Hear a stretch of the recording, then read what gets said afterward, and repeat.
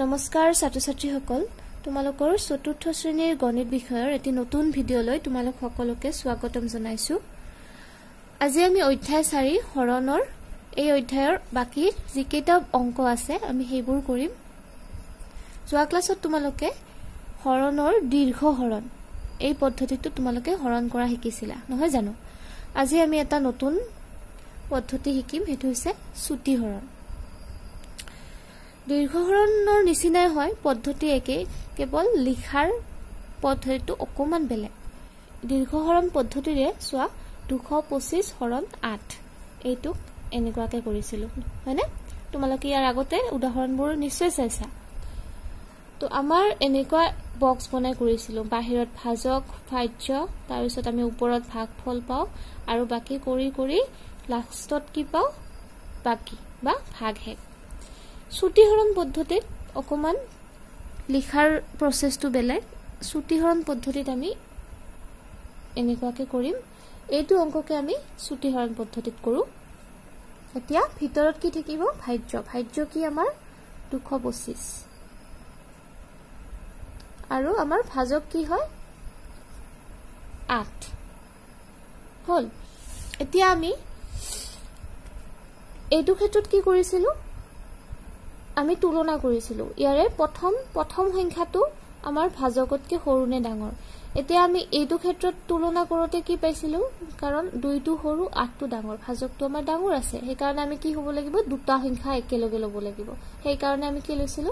8ৰে 2 পূৰণ কৰি পেলাই আমি 16 পাইছিলো হয়। তো এইটো ক্ষেত্ৰতো আমি তেনেকুৱাই কৰিম। 8ৰে কিমান বাৰ যাব? 2 বাৰ। 3 বাৰ না যাব, কাৰণ 8ৰে 3 বাৰ হলে 24 হৈ যাব, এই 22তকে বেছি হৈ যাব। মুঠতে এইটো কথা মনত ৰাখিবা, আমি যেটো সংখ্যা লও তাতকে সৰু হ'ব লাগিব, নাইবা ইকুৱেল হ'ব লাগিব, সমান হ'ব লাগিব, তাতকে বেছি ডাঙৰ হ'ব নোৱাৰে। এতিয়া 2 বাৰ দিলে কিমান হৈ থাকে? 16। এটো তোমালোকে মনতে ভাবি লবা। ইয়াতে আমাক লাগিছিলে 22, আমি পাইছো 16 হয়, অৰ্থাৎ আমি 16 পাইছো।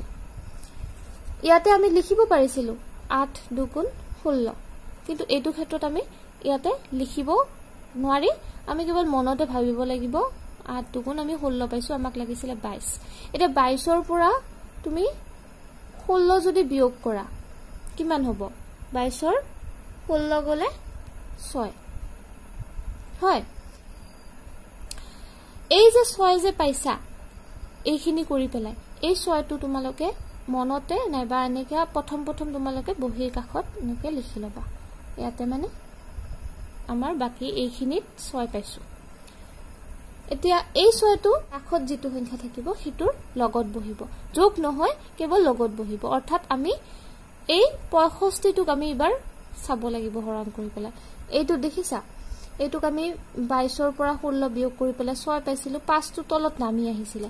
কিন্তু ইয়াতে এনেকুৱা নহয়, আমি এইটো এইখিনি যিখিনি পাইছো এইখিনি বিয়োগ কৰি পেলাই যেটো সংখ্যা পাও এই সংখ্যাটোৰ আগত বহুৱাই দিছো, অৰ্থাৎ 65 হৈ গৈছে হয়নে? এতিয়া আমি 8ৰে হৰণ কৰিব লাগিলে 8ৰে কিমান বাৰ যাব? 8 7 গুণ কিমান যাব? 8 7 গুণ 56, 8 8 গুণ 64। ইয়া আমাক কিমান লাগে? 65 লাগে হয়, আমাক লাগিব 65। আমি হয় 65 পাব লাগে 8ৰে, নাইবা আমি কি পাব লাগে? 65তকে সৰু পাব লাগে। এতিয়া তোমালোকে চোৱা 8 পূৰণ 7 হলে কিমান? 56 আৰু 8 8 গুণ 64। এয়া 56টো বেছি সৰু হৈ যায়, যিহেতু 65তকে সৰু, অলপ সৰু, আমি পাইছো 64 পাইছো। অৰ্থাৎ কিমান বাৰত গৈছে? এইটো 8 বাৰত। 8 8 গুণ 64, আমাক লাগিছিলে 65। এতিয়া তোমালোকে ইয়াতে মনতে কৰিব পাৰা, নাইবা কাষত কৰি চাব পাৰা। 65 লাগিছিলে আমাক আৰু আমি পাইছো 64। এতিয়া 64টো বিয়োগ কৰি দিলে কিমান হ'ব? 1 হয়নে? অৰ্থাৎ আমাৰ বাকি কিমান থাকিলে? বাকি আমি চুটি হৰণ পদ্ধতিত এনেকুৱাকে লিখিম, বাকি 1। এই 1 পাইছিলো আমি বাকি। একে হয় নে নহয়? ইয়াতো আমি কি পাইছিলো? ভাগহেগ বা বাকি 1 পাইছিলো। তুলনা কৰি চোৱা। এতিয়া আৰু দুটামান আমি উদাহৰণ কৰো তেতিয়া হলে তোমালোকৰ সাগে বস্তুটো বুজি পাবা আৰু ভালকে এইটো অংক লৈছো এইটোক আমি এবাৰ ছুটিহৰণ পদ্ধতিত কৰি চাও আমাৰ ভিতৰত কি থাকিব এইটো 673 অৰ্থাৎ আমাৰ ভিতৰত থাকিব ভাজ্য ভাজক কি হ'ব ইয়াৰে 9 এইটো এবাৰ চোৱা প্ৰথম সংখ্যাটো যদি লও তেতিয়া হলে 6 টো ভিতৰত থকাটো সৰু হৈ যায় আৰু বাহিৰত আমাৰ ভাজকটো ডাঙৰ হৈ যায় সেই কাৰণে 6 নহব আমি দুটা সংখ্যা ল'ব লাগিব হৰণ কৰিব কাৰণে এতিয়া 9 নেউটাখন মাতা কিমান আচ্ছা 9 6 গুণ কিমান হয় 54 9 7 গুণ 63 9 8 গুণ 72 আৰু 9 9 গুণ 81 আমাক লাগিছিলে 67 আমি 67 ৰ ওচৰে পাজৰে বা 67 পাইছো কিমান পালো 63 পাইছো হয়নে অৰ্থাৎ আমাৰ 7 বাৰ যাব অৰ্থাৎ আমি 7 বাৰ দিব লাগিব 7 বাৰ দিওতে আমি কিমান পাইছো 63 পাইছো কিন্তু আমাক লাগিছিলে 67 আমাক লাগিছিলে 67 আৰু আমি পাইছো এইটো 63 এতিয়া ইয়াৰে 67 পৰা 63 বিয়োগ দি দিয়া কিমান হ'ব 4 হয় এই 4 টো এই যে আমি পালো বিয়োগ কৰি পেলে এই 4 টো কোৰ আগত হ'ব এই 3 ৰ আগত হ'ব বুজি পাইছা ইয়াতে বহুৱাব না লাগে দেই 4 টো জাস্ট তোমালোকে বুজি পোৱাৰ কাৰণে মই ইয়াতে বহাই দিছো ইয়াতে কি হ'ব আমি অৰ্থাৎ আমি 9 ৰে কাক দিব লাগিব 43 অৰ্থাৎ এটো 4 আৰু 3 টো একেলগ হ'ব এতিয়া 9 দি বা কিবা কৰিছো পূৰণ কৰিছো কিমান বাৰ যাব 43 4 9 গুণ 36 9 ৰে 5ক পূৰণ কৰিলে হ'ব 45 তাৰ পাছত আমাক লাগিছিলে কিমান 43 আমি পাইছো 45 সেই কাৰণে 45 টো নহব 43 তকে ডাঙৰ হৈ যায় সেই কাৰণে 9 4 বাৰ যাব অৰ্থাৎ এইটো 36 কিমান পাইছো 36 পাইছো লাগিছিলে আমাক 43 অৰ্থাৎ আমাক লাগিছিলে 43 আৰু আমি পাইছো 36 এতিয়া বিয়োগ কৰিলে কিমান পাবা বিয়োগ কৰি দিয়া 43 ৰ পৰা 36 বিয়োগ কৰিলে কিমান হ'ব 7 হয় এতিয়া বাকি কিমান থাকিলে হেইভাবে বাকি থাকিলে আমাৰ 7 বাকি 7 আমাৰ হৰণটো এইখিনিতে কমপ্লিট হৈ গল বুজি পালা তোমালোকৰ পৰীক্ষাত আহিব হয় এনেকুৱাকে আহিব যে দীৰ্ঘ হৰণ পদ্ধতিৰে হৰণ কৰা নাইবা ছুটি হৰণ পদ্ধতিৰে হৰণ কৰা এতিয়া তোমালোকৰ পৰীক্ষাত যেটো আহে প্ৰশ্নত যেটো থাকে হিতু নিয়মতে তোমালোকে কৰিব লাগিব এটুক যদি আমি দীৰ্ঘ হৰণ প্ৰক্ৰিয়াত কৰো এই অংকটোৱে কেনেকুৱা হ'ব একে হ'ব নিশ্চয় তুলনা কৰিছোৱা ভিতৰত কি থাকিব আমাৰ ইটো ভাজ্য কিমান আছে 673 আৰু বাহিৰত আমাৰ ভাজক 9 এতিয়া আমি আগৰ নিচিনা 7 বাৰ গৈছে আমি দীৰ্ঘ হৰণ প্ৰক্ৰিয়াত আমি বস্তুখিনি কেৱল ইয়াতে বহুৱাই দিও হয়নে আৰু আমি গম পাই যাও আৰু তলত 7 বাৰ দিলে কিমান হ'ব 63 তাৰছত বাকি কিমান থাকিলে 4 আৰু ইটো 3 টো দীৰ্ঘ হৰণ প্ৰক্ৰিয়াত 3 টো কি হৈ যায় তলত নামি আহে এতিয়া আমি এখিনি 43 হৰণ কৰিলে কিমান হ'ব 4 বাৰ যাব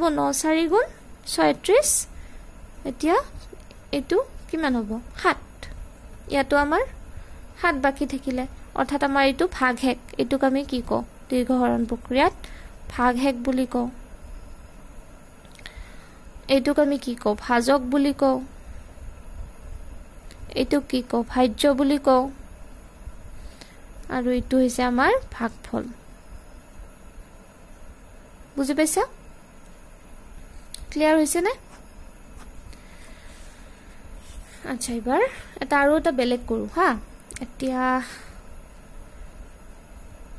অলপ ডাঙৰ সংখ্যা লৈ লও এবাৰ ধৰা হল 2748 হৰণ 26 আমি প্ৰথমে ছুটিহৰণ পদ্ধতিত কৰো তো ছুটিহৰণ পদ্ধতিত আমি এনেকে বনাও তাৰ পিছত ভিতৰত আমাৰ কি হ'ব 2748 আৰু বাহিৰত হ'ব আমাৰ 26 এতিয়া আমি তুলনা কৰোঁ 26 আৰু 2 দুটাটো ল'বই নোৱাৰোঁ কাৰণ 26টো বাহিৰত ডাঙৰ হয় এইটো তো আমি দুটা সংখ্যা ল'ব লাগিব 27 অৰ্থাৎ এক বেছি আছে অৰ্থাৎ আমি দুটা সংখ্যা ল'ব পাৰোঁ আৰু যদি ইয়াতে 27 নহয় ইয়াতে যদি 3 থাকিল হয় 23 হ'লে হয় আমি তিনিটা সংখ্যা ল'ব লাগিল হয় তেতিয়া বুজি পাইছে ন কথাটো মই কি কৈছোঁ তেতিয়া আমি তিনিটা ল'লো হয় এতিয়া আমাৰ দুটা অৰ্থাৎ ইয়াতকে অৰ্থাৎ আমি ভাজকতকৈ ডাঙৰ সংখ্যা কৰিব লাগে বনাব লাগে এতিয়া আমি 27টো ল'ব পাৰোঁ হয় এতিয়া 26ৰে কিমান এনেই গম পোৱা যায় একবাৰ যাব একবাৰ গ'লে কিমান হ'ব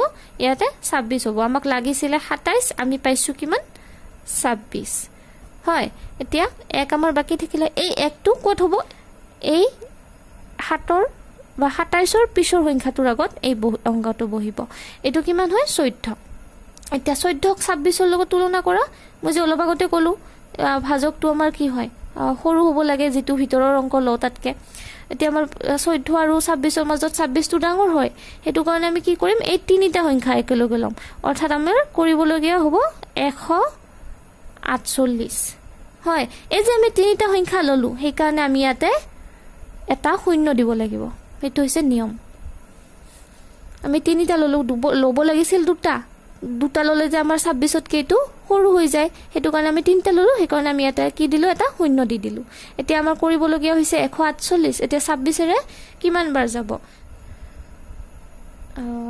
4 বাৰ দি চাও কিমান হয় 6 4 গুণ 24 হাতত থাকিলে 2 4 2 গুণ 8 9 10 তো 104 হৈ আছে আমাক লাগিছিলে 148 5ৰে দি চাও এইবাৰ 26 5 5 6 গুণ 30 হাতত থাকিলে 3 10 11 12 13 130 হয়নে এতিয়া 130 আৰু 104 পালো 104টো নহ'ব 130টো হ'ব ওচৰে পাজৰে আছে 6 বাৰ দিলে 148তকৈ বহুত ডাঙৰ হৈ যায় কাৰণ আমি কি ল'ম 130টো অৰ্থাৎ কিমান বাৰ যাব 26 5 বাৰ যাব আমি কিমান পাইছো 130 পাইছো আমাক লাগিছিলে 148 আমি পাইছো 130 এতিয়া বিয়োগ কৰিলে কিমান হ'ব 48 আৰু 30 18 এতিয়া আমি বাকি এনেকৈ লিখিব লাগিব বাকি 18 ঠিক আছে বুজি পাইছা এইবোৰ বাহিৰত কৰিবা দে তোমালোকে আমাৰ কৰিবলগীয়া হৈছে এইটো অংক আশা কৰিছো তোমালোকে বুজি পাইছা বুজি নাপালে বাৰে বাৰে চাবা কোনটো কেনেকৈ কোনটো ষ্টেপ কৰিছো এতিয়া আমি অলপমান অনুশীলনী চাও অনুশীলনীৰ অংক আচ্ছা অনুশীলনী আমাৰ 4ৰ কৰ অংক চোৱা মই কেৱল এটা অংক কৰি দিম তোমালোকে বাকিখিনি কৰিবা এয়া হৰণফল উলিওৱা পূৰণ নেওতাৰ সহায়ত আমাক হৰণ কৰিলে নিশ্চয় পূৰণ লাগে হয়নে আমি দীৰ্ঘ হৰণ প্ৰক্ৰিয়া ছুটি হৰণ প্ৰক্ৰিয়া আমাক পূৰণ নেওতা লাগিবই এতিয়া আমাৰ প্ৰথমটো কি দিছে 36 হৰণ 6 এতিয়া 6 নেওতাখন মাতা কিমান বাৰ যায় 6 6 গুণ 36 হয়নে তো আমাৰ এনসাৰটো কি হ'ব 6 অৰ্থাৎ ইয়াতে 6 হ'ব তোমালোকে কিতাপত নহয় বহুত ধুনিয়াকে পাতি লবা পাতি পেলাই এনসাৰবোৰ বহুৱাবা মই ইয়াতে কাট পেন্সিলেৰে এনে দি যাও এতিয়া নেক্সটটো কি হ'ব 42 আৰু 7 হাতৰ নেওতাখন মাতা হাতেৰে স্কেইবাৰ যাব 7 5 গুণ 35 7 6 গুণ 42 6 8ৰে 72 কিমান বাৰ যাব 8ৰ নেওতাখন মাতা 8 9 গুণ 72 তাৰ পিছত 9 খন মাতা 7 9 গুণ 63 তাৰ পিছত নেক্সটটো হ'ব 48 হৰণ 8 আছে 8ৰ নেওতাখন মাতা 8 6 গুণ 48 হয় বাকি কেইটা তোমালোকে কৰিবা এনেদৰে